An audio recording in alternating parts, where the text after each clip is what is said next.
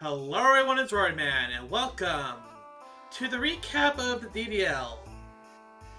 Unfortunately, our run ends here. We didn't make playoffs, but I'm just going to recap our scores, our stats, and essentially what I did wrong. Honestly, I could have played better. I could have made correct plays. There's a lot of mistakes, like not going first with Typhlosion again, Still Pickle when they had Superior. And I will be covering all those mistakes that I've done. Honestly, the 2 wins I got were basically more or less in my favor, and sometimes I believe one of those were basically pure luck where one of them missed an attack. I am not going to try to boast myself on those 2 wins. I should be even lucky I even got those 2 wins. But even so, our team stats are, we ranked 14th with a record of 2-6. With a total kills is 26, deaths being 43 with our differential being 17. Now the thing is, there are 16 coaches within this draft league. We're not the worst of them, but we're not the best of the worst. So we were like 3rd from last place. So, nothing to really boast about. But let's talk about the elephant in the room with one of the things I should have realized I should have not drafted in the first place. Because we're going to go and cover our Pokemon. But before we cover our Pokemon on the team, let's talk about Ludicolo and Dugtrio. Yeah, these 2 Pokemon, in the middle of the league, I swapped out for 2 other Pokemon, which we'll cover out later. Reason being, this league had rules where weather effects were basically nerfed to the ground, or basically there was no point in using weather effects. And that means Dugtrio was basically a Pokemon that had no ability because Sandstorm was not going to benefit my team, and Area Trap I couldn't use. And like I said in my draft analysis, it was a mistake to basically draft that Pokemon. Ludicolo, I could have probably have passed by with the whole own tempo ability, but with Swift Swim and Rain Dish being his 2 main abilities, not having Rain did not do Ludicolo any favor, so I've only brought both of these into 1 game, and they've done really nothing, giving them a differential of only -1. That's to be much said about these 2. Now, when I go over these differentials, a lot of them are in the negatives. It just means on how many times they died in battle, but it doesn't mean they were a horrible Pokemon. It's just, unfortunately, that's how the differential works. Now, Noivern, our strongest and high point Pokemon. We've brought him to 4 games. We've only got 1 kill and 4 deaths. In one of my games that I was basically prepping for, someone brought up the fact is, why the heck am I not leading with Noivern? I should have led Noivern with a lot of the games, and honestly, that's one of the mistakes I did with a lot of my Pokemon, was not bringing them out first. Noivern could have came out aggressively doing a lot of damage. But the big thing that did kill Noivern is, a lot of my opponents have told me this, they prepped for Noivern and even brought Assault Vests for their Pokemon to deal with Noivern's high special attack.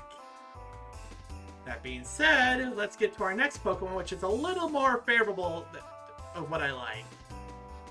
Gastrodon. We brought Gastrodon in a total of 7 games, and if I remember, Gastrodon won 2 of those games. So, Gastrodon came up with 6 kills, but 7 deaths, but yeah. Gastrodon was a very bulky Pokemon, and that brings up another one of my weaknesses in this team. I focused on a lot on attack and not defense, which basically a lot of Pokemon were able to stall me out, or even outstall me, because the one big thing that killed Gastrodon and a lot of my other bulky Pokemon was poison type moves, toxic, and because of that, Gastrodon couldn't hold on that long. But Gastrodon was Storm Drain. I loved using it in the first draft league that I used it, and I still like using it in this league. I will continue using Gastrodon at this point, even so it has a -1 differential, but with 6 kills, I can tell you, right now the differential doesn't really matter. It just shows on the differential between the kills and deaths that they did. Now, Vikavolt was a strange Pokemon. We did bring him into 3 games, and they died in those 3 games. In testing, Vikavolt did a lot for me in testing, but when it came to play, it either got one-shotted or couldn't really do much because we didn't prep for the right things. Yeah, that was another thing, is that we only prepped, when testing, I only prepped against one team in mind, so because of that, I wasn't prepping for any other thing, because when I'm thinking of they're going to bring in that Pokemon, they bring in the other Pokemon out, it kind of ruins my plans there. But yeah, Vikavolt, it can be good, it's just unfortunate that this is where Vikavolt lands with the kill-death ratio. Now, Reverum, well, here's the thing, Reverum is basically your Steel-type, Poison-type Pokemon, so Ground-type moves take it out easily, but the fact is this, Reverum came out and did stuff. If it did came out, it sometimes died, but when it did came out, it was able to take stuff with it, or even with that one time I used Haze and basically stopped the Pokemon with a high stat boost from doing any further damage. If anything, Reverum did come in at 4 games, and I believe they won either 1 or 2 games, I can't remember.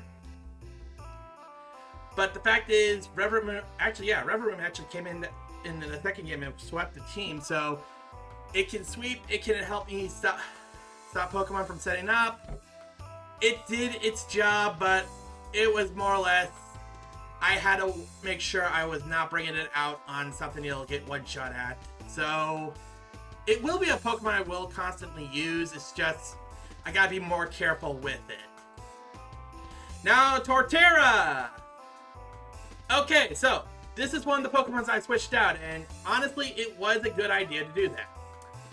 Now, if this was a Pokemon I got post-DLC and they allowed me to use certain moves like Shell Smash, this Pokemon kill-death ratio might be different, but because we were still working at the current format, Torterra couldn't get those moves. But that doesn't mean Torterra was bad. It came in, it did stuff, and honestly, when I did traded it in, it basically told me that I made the right plan with it. Its differential is 0, so one of the better Pokemon for me. Honestly, should have drafted that first instead of Dugtrio. Now, Typhlosion is another one of my Pokemon that, just like Noivern, I kind of misused. I brought it into 6 games. It can sweep when it's set up correctly. The fortunate thing is, like I said, my team lacked defense. And because of that, if I brought out Typhlosion against something that could get easily one-shotted, it was basically a dead Pokemon a lot of times. And with that, I would basically bring Typhlosion out, realize that it wasn't something that could go out, so I would have to switch it in. If anything, one of my biggest error, like I mentioned earlier, was against Stillpickle against Superior and not bringing out Typhlosion first because I went Gastrodon first. I should have brought Typhlosion and went Eruption, and that Superior would have not been a problem. Unfortunately, that's my mistake. I am not saying that I could have won that game. I'm just saying I could have played better if I actually used my brain. Komala! Okay, so I'm going to ignore the fact that it has died 5 times and has 2 kills, but this has a very unique gimmick that I would be interested in using if given the opportunity. Its comatose ability actually helped me win in one of my games where my opponent forgot it can't be statused. So, great for that. Along with that, it does have a lot of unique movesets being a normal type. Its first one being the Last Resort. The second one being more of a attacker, and then rapid spin for just trying to get rid of hazards. Luckily for me, Kamala did do a lot of things. Unfortunately, it was more or less one of my generic Pokemon on my team. It did help with defense, but not that much. Speaking of defense, Avalog! It's another Pokemon that got 2 kills, brought in 5 times, with a differential of -3. The thing is, just like Gastrodon, Avalog also got taken down by toxic strategies, being poisoned, and with that in mind, I gotta be careful with that because this was my physical defensive Pokemon. I'm not going to say that. The thing is, it has body press, but there was a lot of times where Avalog was actually my win con to a lot of my games. Which, with that in mind, Avalog, I may be drafting you again if I actually need an Ice type again. Grapple Lock! Okay, so if anybody remembers in my draft analysis, every time I had to build a team, Grapple Lock was always a good fit in the team. I'm officially dubbing Grapple Lock as the MVP of my draft league team in the DDL. Not only would the Topsy-Turvy strategy work, it did a lot of damage, even giving one coach to fear it.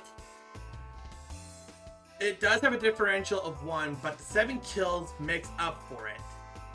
And with that, I will try to draft this. Unfortunately, I can't draft it into consoles unless they actually put it in Scarlet and Violet, but in Showdown, I will try to draft this Pokemon again. It's a good Pokemon to have. Now, we go from our best Pokemon to our worst Pokemon. Excluding Grumpig and Ludicolo. Well, actually, wait. Dugtrio and Ludicolo. Grumpig came in and did nothing. It was a Psychic type. It couldn't really do much against a lot of the Pokemon that I thought it would do much against. And because of that, it fell flat. It was one of my defensive Pokemon, but unfortunately with like weaknesses like Dark, Ghost, and Bug, Grumpig could not really do much for defense. There was a Wish strategy I could have probably have used, but there had been no way for me to optimize on that. Otherwise, I believe we're on our last Pokemon, which was Carbonate. 0 kills, 0 deaths, 0 differential. This was a definition of a support Pokemon. We brought it in one game. It does have walls and such, but the one game I brought it in, it won. And all it did was threw rocks at the other team. And by rocks, stealth rocks. And basically helped us win that one game. With that being said, would this Carping actually have lived through all these games? Not really. I did not expect Carping to get a single kill. It's there to support. Supports are not meant to get kills, they're meant to get more or less assists. And with our last Pokemon, I do want to shout out a few people on helping me. I want to thank Bloody with helping, Bloody, Mike Ace 2000, and Cherry Man Cake for helping me with just doing some mock battles just to figure out how the battles go. Astrodon for helping me team build, along with Beta helping me figuring out some moves I should be using with, and Chew the Whoop being the person to point out why the heck am I not leading with Noivern. Otherwise, yeah, thanks to these 6 for helping me like prep and such. But yeah, with that in mind, next time on this channel, another video.